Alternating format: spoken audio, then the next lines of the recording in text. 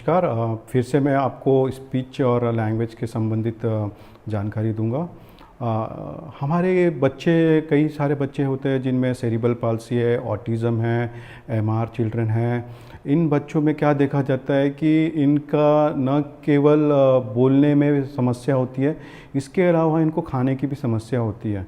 तो इन बच्चों को हमारा ओरोमोटर एक्सरसाइजेस के द्वारा हम इनको कई बार हमें दिया जाता है। तो ओरोमोटर एक्सरसाइजेस क्यों इम्पॉर्टेंट है? ये ना कि सिर्फ बोलने का विकास करती है। जब मैं बोलता हूँ, ये सेम चीज़ जितने भी अवयव है, मतलब हमारी जीभ है, हमारे होंठ है, हमारे दांत है, इनका खाने में भी हमारा उपयोग होता है। तो हम खाने की जो प्रक्रिया है, हम इनको 4 हिस्सों में डिवाइड करते हैं। पहले तो हमारा आता है कि ओरल प्रिपरेटरी फेज, जिसमें हम कोई भी खाना लेते हैं, उसको चबाते हैं। चबाने के बाद हमारा जो थूक है उसके साथ वो खाना मिलता है, और वो मिलने के बाद हमारा प्रिपरेटरी फेज़ में ये क्रिया होती है। इसके बाद हमारा ओरल फेज़ आता है, जिसमें जीभ ऊपर जाके खाने को पीछे की तरफ लाती है। और फिर उसके बाद आता है तीसरा फेज़, फेरेंजियल फेज़, जिसमें ये हमारे पीछे के हिस्से में खाने को ढकेल दिया जाता है।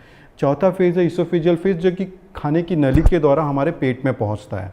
तो ये 4 फेज़ में हमारी फीडिंग एबिलिटी का फीडिंग प्रोसेस ये कंप्लीट होती है। इन सब में आप देखोगे कि जीभ का, होठों का, दांतों का, इनका सबका हमारा उपयोग होता है। तो हम जब एक्सरसाइजेस कराते हैं, ये ना कि सिर्फ बोलने के लिए काम आती है, ये हमारी फीडिंग एबिलिटी को भी इम्प्रूव करती है। और इन एक्सरसाइजेस को हम ओरोमोटर एक्सरसाइजेस कहते हैं।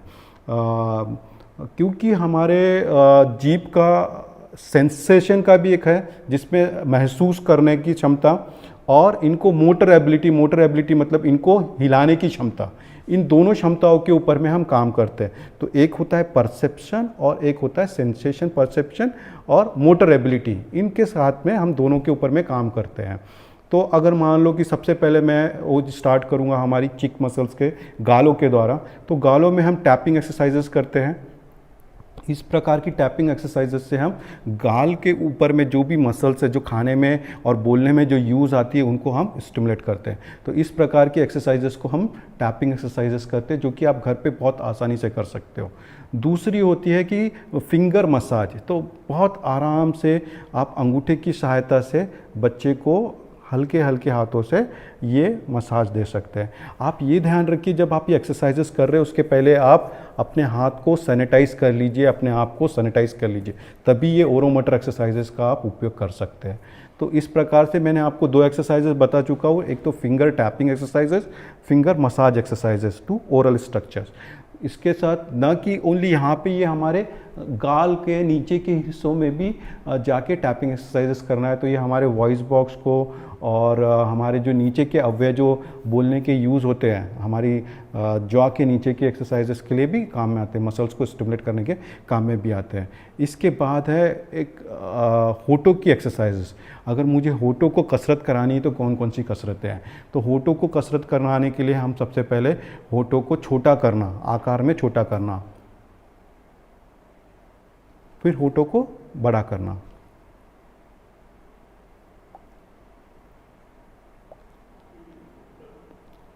तो इस प्रकार से मैंने होठों को छोटा किया, फिर होठों को बड़ा किया। तो ये मेरी होठों की पहली एक्सरसाइज हुई है। इसके अलावा दूसरी एक्सरसाइज कर सकता हूँ मैं होठों के लिए। तो इसमें मैं क्या कर रहा हूँ कि होठों को पूरी ताकत से, अपनी ताकत से होठों में हवा भर रहा हूँ, मुंह के अंदर हवा भर रहा हूँ, और होठों को बंद करने के लिए कह रहा हूँ। बच्चे को बंद करने के लिए कहना है, तो आप होठों को टाइट बंद करके उसके अंदर में आपको हवा का निर्माण रखना है, हवा को प्रेशर बिल्डअप करना है हवा से। इसके बाद आती है एक्सरसाइजेस, जिसमें कि हम अपने मुंह को पूरा ओपन करके क्लोज करने के लिए कहेंगे। तो इसमें क्या करेगा बच्चा,